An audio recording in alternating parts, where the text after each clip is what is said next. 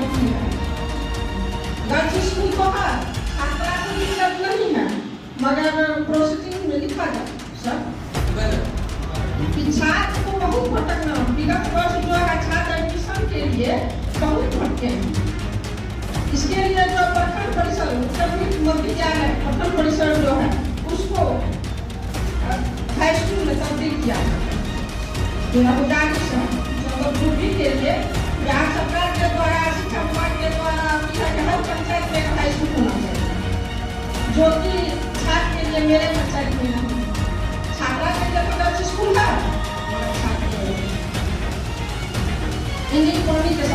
चौथा, बिहार सरकार का सदन होता है और एक भारत सरकार का सदन होता है, लेकिन सब सदन की चलाने की गरिमा और मान मर्यादा जो होती है वह नहीं रहता है। क्यों? मैं ये प्रखंड विकास पदाधिकारी से मैंने ये तीसरा चौथा बैठक है, मैंने बार बार ऐसा सवाल किया है कि यही सदन की जो विधि व्यवस्था होता है क्यों नहीं हो रहा है। अभी देखिए बहुत ऐसे पदाधिकारी लोग अनुपस्थित है। क्यों? जबकि उसको सूचना आज महीना 15 रोज पहले दिया गया था, क्यों नहीं उपस्थित होते हैं? इसलिए कि जनता की जो सेवा होगी, जो दिक्कत होगी, हम लोग पदाधिकारी के समक्ष रखेंगे। लेकिन अगर पदाधिकारी आएंगे तब ना उनसे बात करेंगे, उनसे समक्ष रखेंगे। पदाधिकारी के बदले में जो उससे नीचे पद के पदाधिकारी उनको भेज दिया जाता है और उनसे अगर सवाल करेंगे तो कहेंगे हम पदाधिकारी से पहले बात करेंगे तब कुछ बताएंगे। तो कैसे ये सदन चलेगा? सदन का क्या मान मर्यादा है? मैं प्रखंड विकास पदाधिकारी से मैं जानना चाहता हूँ और इनके बारे में मैंने एक बार नहीं बार बार कहा गया है उनके द्वारा और इस सदन के माध्यम से भी बोला गया है कि सदन की जो गरिमा होती है, जो रूल नियम होता है उसमें चलना चाहिए, लेकिन ऐसा सुधार नहीं हो रहा है। क्यों? ये कहाँ का परेशानी है? मैं ये जानना चाहता हूँ सदन के माध्यम से। और मैं ज्यादा समय नहीं लूंगा, लेकिन मेरे 2-4 सवाल हैं, मैं इसमें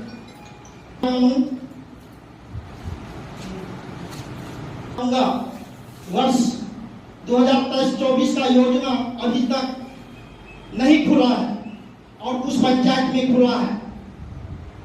हमको तो लग रहा है या सरकार की गाइडलाइंस में ऐसी नियम नहीं है या नहीं तो हमारे पदाधिकारी लोग में कुछ मनमानी चल रहा है। इसको प्रस्ताव में लिया जाए इस बात को। दूसरी बात, 2024-25 में जबकि हम लोग को जो सरकार के द्वारा राशि प्राप्त हुई है, जो राशि इस प्रकार है 1,24,06,508 रुपया है, जबकि सभी पंचायत समितियों को हम लोग आपस में बंटवारा के तहत सबको हिस्सा दिया गया है। फिर भी कुछ ऐसी समिति है क्यों नहीं उसका अभी तक योजना चला है? मैं इनके बारे में भी कहना चाहता हूँ जो क्या कारण है जो अभी तक ये योजना नहीं चला, जबकि कुछ हमारे अभियंता कर रहे हैं, इनके द्वारा कहा गया है कि जो बैठक में नहीं आएंगे उसका योजना या मान सम्मान से वंचित कर दिया जाए। ये क्या सरकार की चिट्ठी है क्या?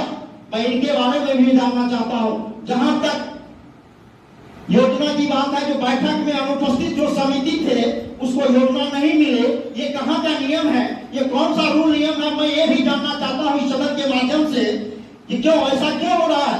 अगर जो अनुपस्थित रहेंगे क्या उसका अधिकार और योजना अधिक और जो हक हिस्सा है क्या उसको हम लोग ग्रहण कर दें क्या ये नियम है क्या? मैं इनके बारे में इस सदन के माध्यम से मैं जानना चाहता हूँ। और दूसरी बात, जो लेटर पैड पे 28 तारीख को 26 तारीख को मैं भी रिसीव करवाया था, मेरे पास भी ये रिसीव है, लेकिन वो योजना नहीं चला। इसके बाद बैठक किया गया था, क्यों नहीं चला योजना? मैं ये जानना चाहता हूँ। अभी जहां तक बात है जो 10-12 समिति या समिति मध्य में योजना चला है, इसके बाद जो समिति छूट गया उसका अभी तक अपलोड करने में नहीं दिया गया, क्यों नहीं चला गया? मैं इनके बारे में प्रखंड विकास पदाधिकारी से मैं जानना चाहूंगा। जहां तक बात है, मैंने कंप्यूटर से ये निकाले हैं कि किस पंचायत में कितना राशि चला है। मैं इनके बारे में कुछ विश्लेषण कर देना चाहूंगा। जहां तक बात है, जो पश्चिमी सहोरिया में छठ घाट के लिए 6 लाख का योजना चला है 24-25 में। नागौर में छठ घाट के 6 लाख का योजना चला है गमरिया में छठ घाट का 12,50,000 का योजना चला है। सोहरिया पूर्वी में सीढ़ी निर्माण के लिए 12,74,539 का योजना चला गया है। खोदरी वार्ड नंबर 9 में शौचालय 2.5 लाख का चला गया है। खोदरी वार्ड नंबर 15 में शौचालय 2,74,539 का चला गया है। सुहद वार्ड नंबर 10 में नाला के लिए 6 लाख का योजना दिया गया है। रामपुर वार्ड नंबर 8 में शौचालय के लिए 3 लाख का योजना दिया गया है। रामपुर वार्ड नंबर 8 में फिर 3 लाख का योजना दिया गया। रोहतास वार्ड नंबर 5 में नाला का निर्माण किया गया है 6 लाख का। कांप वार्ड नंबर 1 में नाला का निर्माण किया गया है 6 लाख का। रामपुर देव नगर वार्ड में नाला का निर्माण किया गया है 3 लाख का। कन्हैया वार्ड नंबर चढ़ाया गया है। खोजी वार्ड नंबर 2 में भी 3 लाख का चढ़ाया गया है। कन्हैया वार्ड नंबर 3 में चबूतरा के लिए 5 लाख का चढ़ाया गया है। कन्हैया वार्ड नंबर 10 में चबूतरा के लिए 6 लाख के लिए चढ़ाया गया है। नादो वार्ड नंबर 10 में चार दीवारी के लिए 6 लाख का चढ़ाया गया है। नादो वार्ड नंबर 2 में फेवर ब्लॉक के लिए 5 लाख का योजना डाला गया है। पंचायत चंदौर पश्चिमी में मरम्मती के लिए 3 लाख का योजना डाला गया है। चंदौर पूर्वी वार्ड नंबर 2 में 11,15,630 रुपया का योजना चढ़ाया गया है। खोजी वार्ड नंबर 7 में चबूतरा के लिए 3 लाख का योजना दिया गया है। और पश्चिम वार्ड नंबर 1 में मरम्मती के लिए 3 लाख का योजना दिया गया है। शेष जो बचा हुआ पंचायत है इनके बारे में प्रखंड विकास पदाधिकारी से कहना चाहता हूँ, क्या दिक्कत था ये समिति के लिए जो आपने ऐसा योजना नहीं चलाए। और जहां तक बात एक बात और है, इससे पहले मैंने गमरिया पंचायत से 15वीं बीज का योजना लिए थे, 7वीं बीज का योजना लिए थे। और 7वीं का हमारा जो है एस्टीमेट बना गया था, प्रशासनिक आपके द्वारा दिया गया था, क्यों नहीं खुला मैं इनके बारे में ही जानना चाहता हूं। और ग्राम पंचायत रोहताखंड में मैं अगर यहाँ स्वास्थ्य विभाग के अगर कोई पदाधिकारी है तो मैं उनसे आग्रह करना चाहता हूं, उपस्थित है तो कृपया इन बात को सुने। जबकि स्वास्थ्य विभाग में ग्राम पंचायत रोहताखंड में स्वर्गीय किरण देवी पति भूपेंद्र राम की पत्नी की मृत्यु के बाद अभी तक वहां ममता का बहाली क्यों नहीं किया गया। एक बार लिखा जाए इसको। रोहताखंड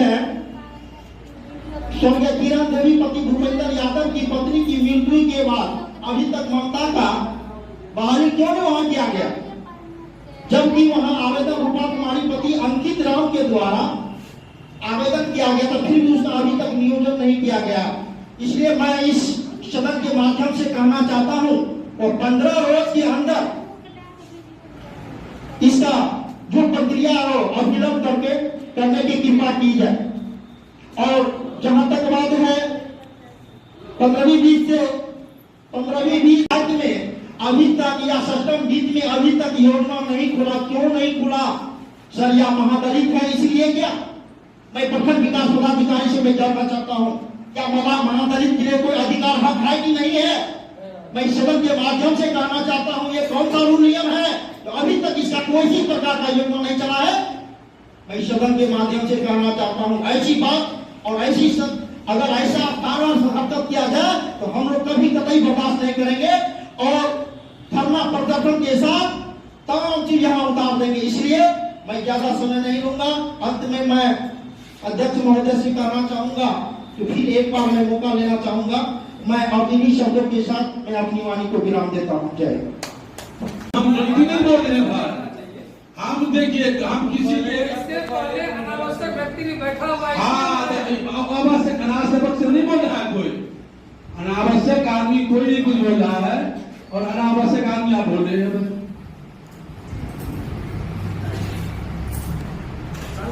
एक पैसा बताइए, कहीं कोई एक पैसा गलती किसी के साथ सदन में भेदभाव हुआ हो तो मैं इसके लिए क्षमा प्रार्थी हूँ।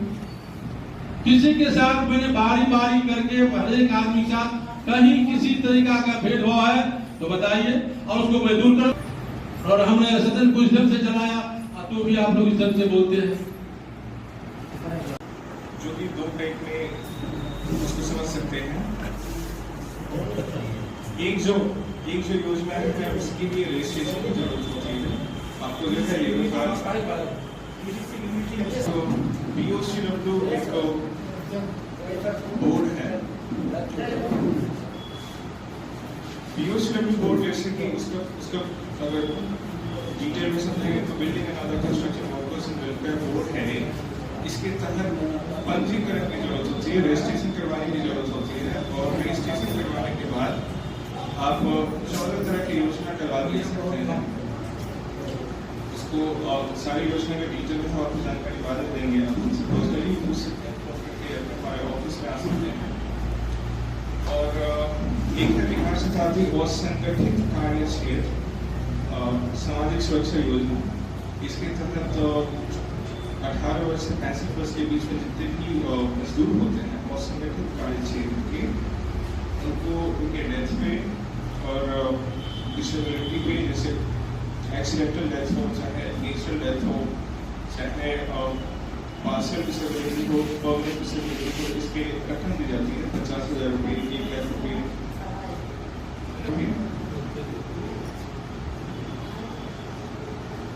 तो बिहार इंटरस्टेट माइग्रेंट वर्कर्स होता है, प्रवासी योजना, मजदूर योजना होता है, जिसके तहत अगर बिहार के कोई भी मजदूर दूसरे विदेश या फिर दूसरे किसी राज्य में अगर उनकी डेथ होती है, उनकी उम्र अगर 18 से 65 के बीच में है, उसको 2 लाख रुपये का प्रावधान है। इसमें पार्शियल डिसेबिलिटी और परमानेंट डिसेबिलिटी का कॉन्सेप्ट है।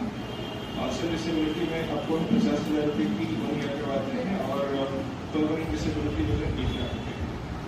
BOCW जो है एक बृहद BOCW जो है हमारे डिपार्टमेंट का एक बहुत ही फ्लैक्सिबल प्रधान योजना है। इसके तहत 14 योजना हमारे जिक्र किया कि 14 योजना का इसका संचालन किया जाता है। इसमें कुछ योजना जो प्रमुख हैं, जैसे कि एक कन्या विवाह अनुदान योजना है।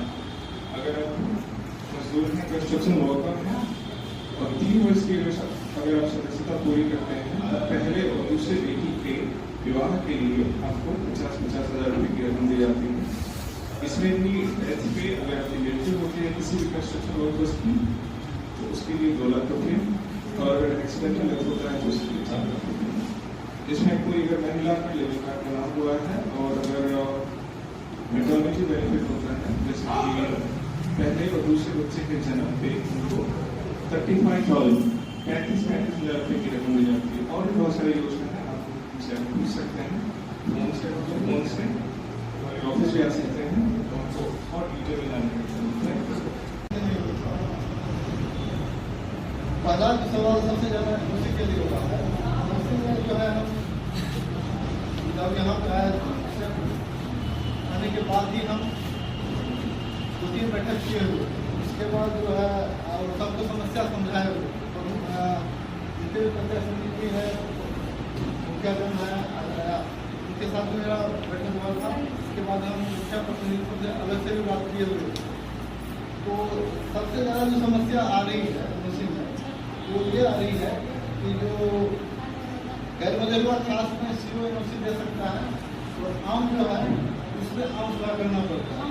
तो कहीं जितने भी पंचायत समिति का जो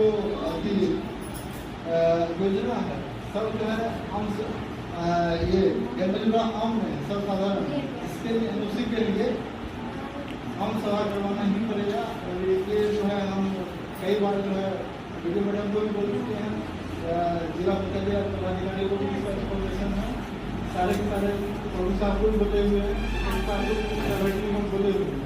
तो उसमें दिक्कत है कि हम अनुमोदन कर सकते हैं, लेकिन उसमें ग्राम सभा का यदि प्राप्त नहीं है तो हम अनुमोदन करके अभी जो है जितने भी लेटर हमको आ रहा है, हम सबको जो है अनुमोदन करके आगे बढ़ा रहे हैं। क्योंकि NOC देने का पावर जो है वो CO को नहीं है। NOC को सिर्फ इंफॉर्मेशन दे सकता है, तो NOC देने का पावर जो है वो सक्षम प्राधिकार को नहीं है, समझे। तो ये NOC का जो दिक्कत है उसको हम सबको बताए हुए हम पर पूर्व से ही, और इस मंच के माध्यम से हम सबको बताना भी चाह रहे हैं कि जो भी दिक्कत है रहा, सबसे पहला इससे सबसे बड़ा एजुकेशन हमको ये लगा कि हम अपने कक्ष में जब बैठते हैं तो हम जनप्रतिनिधि को बैठाते नहीं हैं, जबकि ऐसा आरोप दुनिया जितने भी आए हुए हैं सबको हम जो है बैठाए हुए हैं, और कभी जिसका जो भी समस्या रहता है सबको हम सुनते हैं। यहाँ पे जितने भी मतलब जनता है और जनप्रतिनिधि है, सबका हम सुनवाई करते हैं। कोई जो हम किसी को सुनवाई बिना सुनवाई किए हुए हम किसी को बाहर भेजते भी नहीं। और जब तक खत्म नहीं हो जाता तब तक हम अंचल में रहते हैं। जब तक कोई भी जनप्रतिनिधि रहता है या कोई जनता रहता है जिसका समस्या है हम नहीं सुनते हैं, उसको हम बोलते भी नहीं है कि आप आ गए, उसी भी वजह हम खत्म करना चाहते हैं। मेन बात है कि यहाँ पे जो है एक और था कि जो रसीद जो सिविल कोर्ट में चल रहा है वो रसीद जो निगम हो जाता है। रसीद पहले निगम हुआ था राजस्व कर्मचारी के ऊपर, जब से ऑनलाइन है ऑनलाइन कोई भी करवा सकता है, जब उसका म्यूटेशन हो रखा है कोई भी करवा सकता है। जब तक सिविल कोर्ट का या किसी भी सक्षम प्राधिकार का मतलब उस जमाबंदी पे रोक नहीं लगेगा, यानी या तो कोर्ट स्तर से होगा या एडीएम स्तर से होगा, तब तक उसका रसीद करता रहेगा। ये मतलब हम सबसे पहले आपको बताना चाह रहे हैं, जिनको पता है और जिनको नहीं पता है वो भी मतलब समझ लें। और तीसरा है कचरा में जो महापलित वाला जो है इसका समस्या का हमको ध्यान नहीं था। वहाँ में सरकारी जमीन होगा, जिन्होंने यदि सरकारी जमीन नहीं होगा तो हमको एक प्रतिवेदन दीजिएगा, हम कोशिश करेंगे कि वहाँ का रास्ता के लिए जमीन चिन्हित करें और अपने स्तर से मुखिया स्तर से जो है या जो भी पंचायत समिति के स्तर से, क्योंकि उन्हीं को योजना पास करने का पूरा अधिकार, वही उस पर रोड बनवा सकते हैं। लेकिन यदि रोड का समस्या है या कोई अतिक्रमण किया हुआ है तो हम उसको, हमारे पास उसका जो है एक लेटर दे दीजिएगा और कुछ लोगों से साइन करवा के दे दीजिएगा, हम उसको देख लेंगे, आपको बेहतर निरीक्षण कर लेंगे कि वहाँ पर क्या समस्या है।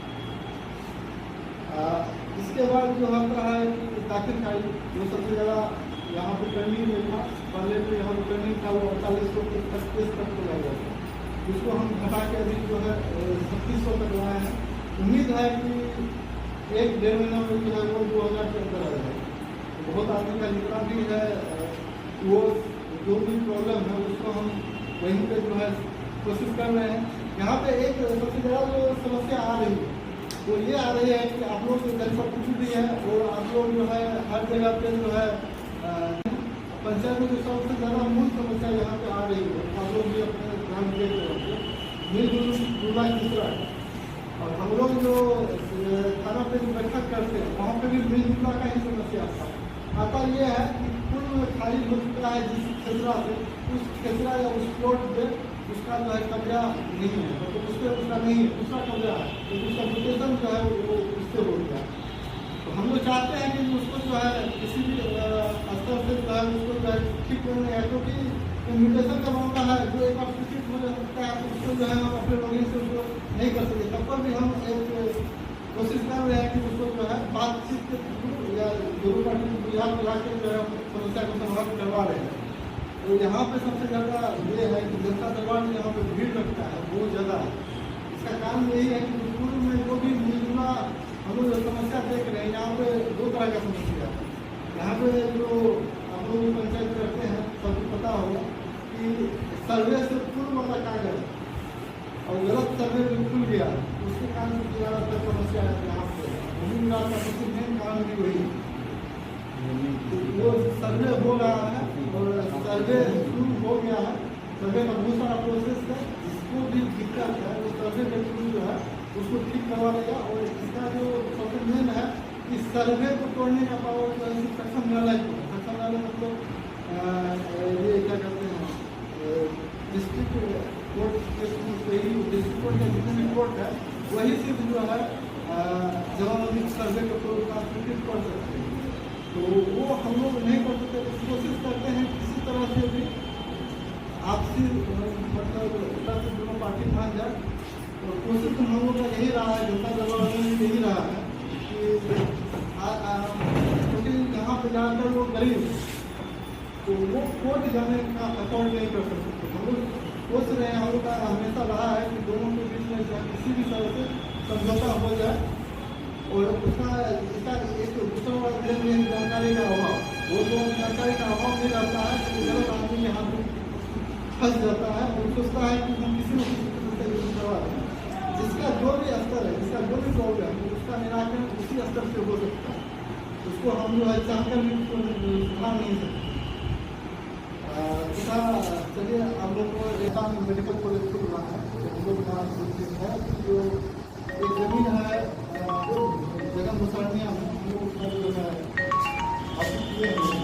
25 एकड़ का जगह है, वहाँ पे है हम लोग जो है जंगल मुसरनिया जो है वहाँ मेडिकल कॉलेज जो है खोलने का प्रस्ताव दे देते हैं। उसको क्या होता है, इसी के साथ बात जो है चाहूँगा, और उनका सुझाव तो काफ़ी अच्छा है। और मैं कहना चाहूँगा ये काफ़ी दिनों से चल रहा है, क्योंकि हम लोगों को 40% 33.something% दुकानों का निरीक्षण करके दुकानें देना ही देना रहता है, और उसमें भी फोटो के साथ। तो ये तो हो गई बात, तो लगभग ये काम तो हो ही जाता है निरीक्षण वाला। और इनका सुझाव है कि कुछ और बढ़ा देने के लिए तो कोशिश करेंगे कि बेहतर रूप से 50% 60% जहाँ मैक्सिमम होता है उतने डीलर की दुकान को जांच कर दिया जाए। दूसरा थोड़ा कंफ्यूजन वाला ये है कि फिंगरप्रिंट लेके ग्रेन का उठाव, फिंगरप्रिंट लेके ग्रेन का उठाव किया जाता है। साथ साथ विभाग का जो निर्देश मिला है एक YC भी फिंगरप्रिंट के साथ ही करना। कंफ्यूजन थोड़ा यहाँ हो जाता है, और फिंगरप्रिंट लेके ग्रेन नहीं ले तो ये थोड़ा सा लागू के ऊपर हम लोगों को जागरूक करने का भी ये हो जाता है कि उनको जागरूक कर दिया जाए कि E-KYC का तात्पर्य सीधे से सरकार ये जानना चाहती है कि जो अनाज लिया जा रहा है उनमें कितनी व्यक्ति जीवित है, कितने व्यक्ति कर गए या नहीं है, फर्जी उनका ये सब हो गया, तो छांटने की प्रक्रिया है। एक तरह से उनको चाहिए कि सभी लोगों का फिंगरप्रिंट चाहिए।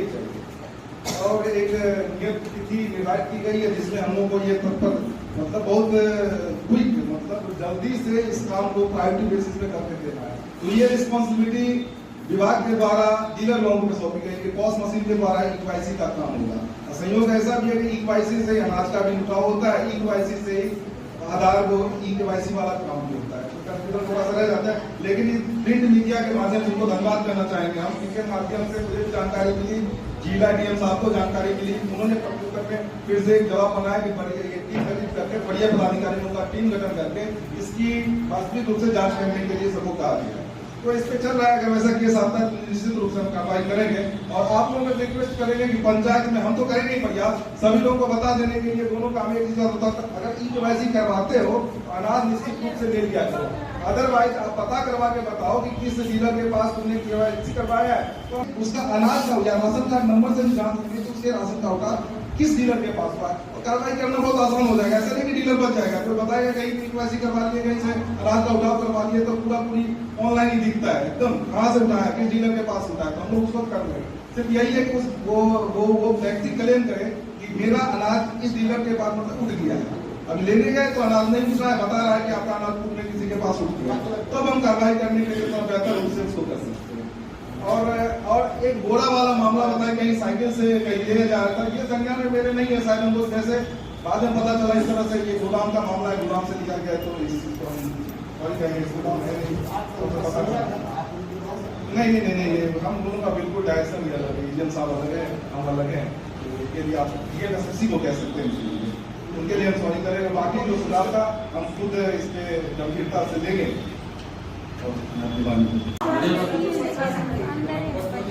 देखिए कि हमको प्रतिनियुक्त कर दिया जाता है। देखिए CDPO साहब कभी कोई मीटिंग अटेंड नहीं करते हैं।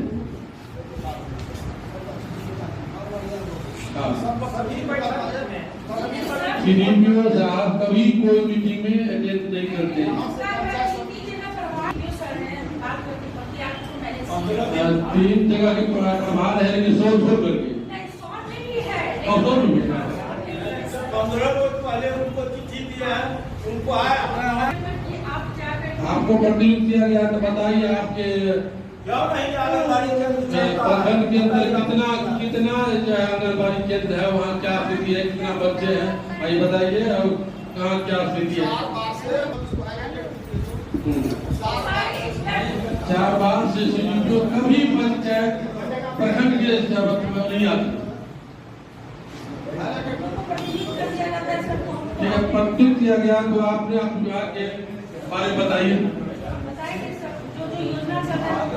क्या योजना चल रहा है, क्या चल रही है।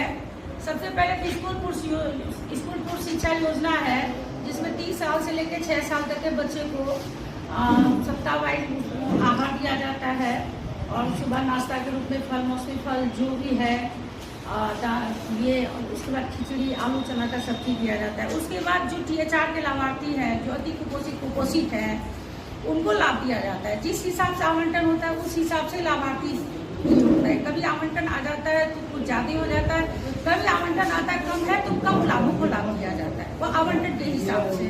एक योजना है मुख्यमंत्री कन्या उत्थान योजना।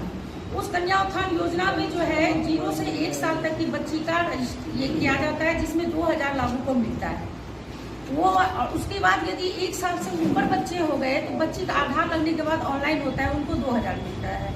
उसके बाद एक योजना है प्रधानमंत्री मातृ सहयोग योजना, जिसमें पहला गर्भावस्था में पहली बार गर्भावस्था है तो उसको उस समय 5000 रुपया मिलता है। यदि दूसरा बार जो उनके बच्चे जन्म ले लेंगे, दूसरा बच्चा जो जन्म लेगा, यदि लड़की होगी तो उसको 6000 रुपया मिलेगा, यदि लड़का होगा तो उनको नहीं मिलेगा।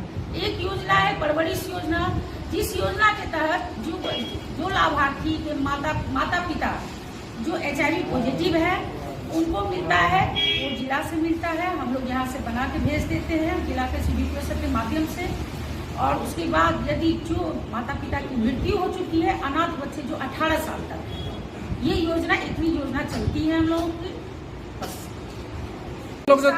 सास के रूप में है वो तो है मेरे पास, ये केंद्र से मंगाया जाता है। कहीं बच्चा को पोषाहार भी नहीं मिलता है? नहीं, पोषाहार तो मिलता है, GPS से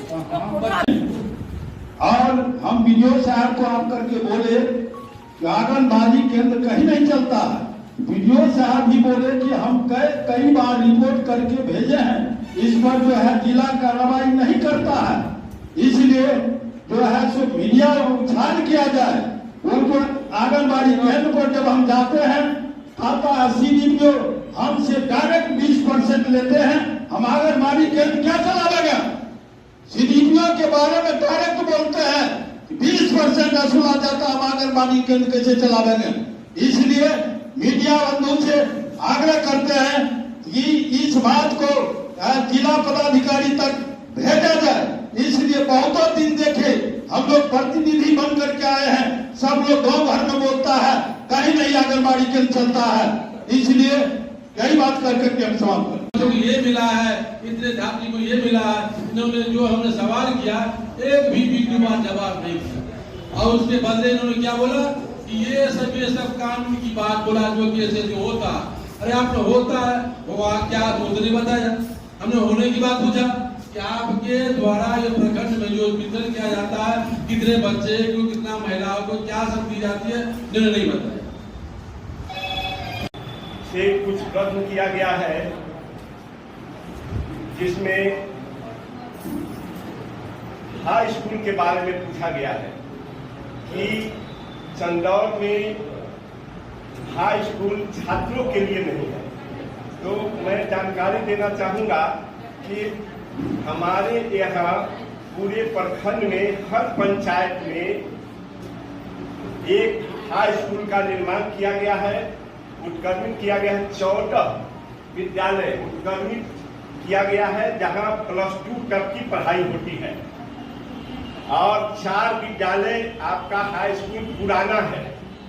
एक बैजनाथपुर में +2 मनोहर उच्च माध्यमिक विद्यालय, दूसरा गदाधर है, गदाधर उच्च माध्यमिक विद्यालय, और राजकीयकृत उच्च विद्यालय, और girls school, project girls school, जिसके बारे में पंचायत समिति बताए हैं। तो यहाँ हमारे यहाँ प्रावधान है 3 किलोमीटर पर हाई स्कूल का स्थापना की जाती है। तो बगल में गदाधर है और राजकीयकृत उच्च विद्यालय है, जिसकी दूरी आप लोग जानते ही हैं, लगता है कि 3 किलोमीटर से कम ही होगा। आप लोग ज्यादा इसके बारे में जानते हैं। और वहाँ भी छात्राओं के लिए आपका उस पंचायत में छात्राओं के लिए गर्ल्स स्कूल है। छात्रों को या तो गदाधर में उसका नामांकन होगा या अपना राजकीयकृत जो थाना के पीछे है विद्यालय, राजकीयकृत उच्च माध्यमिक विद्यालय, वहाँ नामांकन करवा सकते हैं। बहुत ज़्यादा कठिनाई नहीं हो रही है, लेकिन फिर भी मैं इसको प्रस्ताव को भेजूंगा विभाग में। आप लोग भी इसको प्रस्ताव भेज सकते हैं, जिसके लिए मैंने अपने विभाग से आग्रह करूंगा कि अगर छात्राओं के लिए जब उपलब्ध होता है तो यहाँ हाई स्कूल का निर्माण किया जा सकता है। और जितने भी हाई स्कूल का निर्माण हो रहा है उसको जो उत्क्रमित हुआ है उसके लिए हमारा जैसे आधारभूत संरचना से भवन का भी निर्माण कराया जा रहा है। आप जनप्रतिनिधि उसको देख सकते हैं और उसमें जो कार्य हो रहा है उसको भी आप समीक्षा करें। जहाँ जहाँ निर्माण हो रहा है, अभी टीरी पंचायत में हमछोहा में निर्माण हो रहा है आधारभूत संरचना का से हाई स्कूल का, वहाँ का आप निरीक्षण कर सकते हैं। साथ में हमारे यहाँ एक और जैसे जहाँ तक बताया गया कि विद्यालय के निरीक्षण, तो पिछले महीने तक जो निरीक्षण था वह तो 100% निरीक्षण होता था। 100% कोई भी ऐसा विद्यालय नहीं छूटा था जो प्रतिदिन निरीक्षण होता था। तो वहाँ जाने और न जाने का तो कोई सवाल ही नहीं पैदा होता है। वहाँ निरीक्षण रोस्टर बना हुआ है, जो जिला से रोस्टर निकलता है, उसके अनुसार हमारे जो बीआरसी कर्मी हैं या हम स्वयं, हमको भी जैसे विद्यालय आवंटित किया जाता है, ऐसे में पूरे प्रखंड में जहाँ भी शिकायत आती है वहाँ भी मैं उपस्थित रहता हूँ, वहाँ का जांच करता हूँ। साथ में अभी जो निरीक्षण रोस्टर बना है उसमें भी सारे हमारे प्रखंडाधीन जितने भी विद्यालय हैं उन सभी का जांच हो रही है और इफेक्टिव जांच हो रही है। पहले एक पन्ना का जैसे रिपोर्ट जाता था, अभी जो हमारे नए एसीएस हैं, एसीडाट, आप लोग जानते होंगे पिछले महीने जो दान किए हैं उनका जैसे उनका 3 महीना का कार्यक्रम बना है। 3 महीना तक वही जैसे जांच पदाधिकारी उस विद्यालय का निरीक्षण करेगा और वहां का वह 3 पन्ने का रिपोर्ट देगा। सप्ताह में उसको 3 बार जांच करना है। साथ साथ यह जैसे बताया गया है कि जो विद्यालय का जांच है वह प्रशासनिक पदाधिकारियों द्वारा किया जाएगा और इसके लिए भी रोस्टर बन रहा है आपको जिला से, जहां हमारे प्रशासनिक पदाधिकारी उसका जांच करेंगे कि विद्यालय में सुधार हुआ है कि नहीं, बच्चों की पढ़ाई हो रही है कि नहीं, गुणवत्तापूर्ण शिक्षा दिया जा रहा है कि नहीं। ये सारा जैसे सारे कार्यकलापों का जांच होगा विद्यालय में। साथ में अभी 25 जून से हमारे शिक्षकों का जो उपस्थिति दर्ज किया जा रहा है वो ई शिक्षा कोर्स पर किया जा रहा है। ई शिक्षा कोर्स का पोर्टल है, उसी पर उपस्थिति दर्ज किया जा रहा है।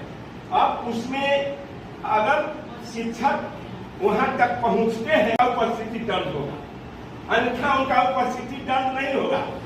अभी थोड़ा सा इसमें हमारा लगता है कि हमारे यहाँ कल तक के 10-12 विद्यालय शायद बचा हुआ था जहाँ अभी 0 जैसी उपस्थिति कोई कारण से, ऐसे उसको बहुत जल्द ही 0 कर देना है कि सभी को उपस्थिति दर्ज आपको ई शिक्षा कोर्स से अपने ही मोबाइल से करना है। उनको अपने मोबाइल से अटेंडेंस बनाना है, वो कहीं भाग नहीं सकते हैं। ऐसा जैसे हमारे नया एसीएस साहब ने ऐसा जैसे प्रयोग किया, यह तमिलनाडु में है। हमारा लगता है कि पूरे देश में तमिलनाडु में ये व्यवस्था लागू है और वहाँ का ही व्यवस्था यहाँ लागू किया गया है। और यह भी बताया गया है कि बहुत लोग कह रहे थे कि कोसी का इलाका है हमारा। जैसे अभी हम आपको बताना चाहूँगा कि हम भी जैसे 3 प्रखंड हमारे जिले हैं। सौर बाजार तो हमारा मदर ब्लॉक है ही, और 70 कटैया का इसके बाद मिला, और अभी नौहट्टा का भी हमको प्रभाव मिला है ये पिछले महीने। तो नौहट्टा में कोसी इलाका में दिक्कत हो रही थी, तो मैंने बताया तो कहे कि नहीं ऐसी बात नहीं है, सब ठीक हो जाएगा। जब तमिलनाडु में बन सकता है तो बिहार में क्यों नहीं बन सकता है। ई शिक्षा कोर्स पर भी उनका अटेंडेंस बनेगा और भविष्य में वही अटेंडेंस के आधार पर उनका वेतन मिलेगा। भागने वाला तो कोई कहीं प्रश्न नहीं है शिक्षा विभाग में। और जो भी योजनाएं है वहाँ वो सभी जगह ऐसे हमारे जानकारी में पेयजल की जो व्यवस्था है वह जैसे सभी के लिए स्वीकृत हो गया, सभी विद्यालयों के लिए बोरिंग स्वीकृत हो गया है। और जहाँ तहाँ हो भी रहा है और जहाँ नहीं हो रहा है वहाँ देखिए बेंच डेस्क सप्लाई हो गया है। बेंच डेस्क के गुणवत्ता की जांच हमारे जो प्रखंड स्तरीय जेई हैं उनके द्वारा किया जाता है। और ज्यादा मैंने समय नहीं लूंगा, समय बहुत अधिक हो गया है। शिक्षा विभाग से हम अपनी इन्हीं बातों के साथ मैं प्रियंका कुमारी आज सदन से कुछ कहना चाहती हूँ। आज की की बैठक में उपस्थित सभी पदाधिकारीगण एवं सभी जनप्रतिनिधिगण का हार्दिक स्वागत करती हूँ। मैं सदन के माध्यम से कुछ बिंदु पर मैं अवगत कराना चाहती हूँ। आज की बैठक में सभी विभाग के पदाधिकारी पंचायत समिति के बैठक में उपस्थित करना चाहती हूँ। आज की बैठक में सभी विभाग के पदाधिकारी पंचायत समिति की बैठक में उपस्थित नहीं रहते हैं। पूर्व के बैठक में कुछ समिति नहीं रहने के कारण राजनीतिक साजिश के तहत प्रखंड विकास पदाधिकारी के द्वारा वित्तीय वर्ष 2024-2025 में 15वीं वित्त राज्य आयोग का योजना हम लोगों का नई योजना पास कराया गया। प्रखंड विकास पदाधिकारी द्वारा बोला गया कि हम लोग बैठक में उपस्थित नहीं हुए थे, लेकिन कहाँ पूर्वी के समिति बैठक में उपस्थित थे। मैडम योजना क्यों नहीं पास किया गया और हम लोग भी दिनांक 8/2/2024 को लेटर पैड पर लिखकर प्रखंड कर्मी के द्वारा रिसीव कराया गया था। फिर भी प्रखंड विकास पदाधिकारी द्वारा नई योजना पास कराया गया। इससे साफ जाहिर होता है कि प्रखंड विकास पदाधिकारी के द्वारा हम लोगों के साथ सौतेला व्यवहार किया जाता है। सर, ये बात प्रोसीड्यूर में लिखा जाए। मैं अंचला पदाधिकारी महोदय से कहना चाहती हूँ कि सुहत पंचायत वार्ड नंबर 6 बेला मुसाड़ी महादाई डोला है, लेकिन आज तक सड़क नहीं हो पाया है। अब बरसात का समय है, बस गांव में जाने के लिए 6 से 7 फीट पानी नहीं होता है। वहां के महान जनता ने रोड पर झुग्गी बना के प्रत्येक साल बाढ़ के समय रहता है। इस विषय में कार्रवाई अंचलाधिकारी को अवगत कराया, लेकिन आज तक कोई सुनवाई नहीं किया गया। जबकि सरकार कहते हैं कि आप सभी गांव का मेन सड़क से जोड़ दिया जाए। इसके साथ मैं अपना स्थान ग्रहण करती हूँ। जी हाँ, आपने सही सुना। जनप्रतिनिधि और अधिकारी के बीच योजना को लेकर कितना बहस हुआ, क्या हुआ, तो आप सुन ही रहे थे कि जनप्रतिनिधि और अधिकारी के बीच योजना को लेकर कितनी बहस हुई। तो छोटी बड़ी खबर के लिए बने रहें। सब्सक्राइब नहीं किए तो सब्सक्राइब कर देंगे। धन्यवाद।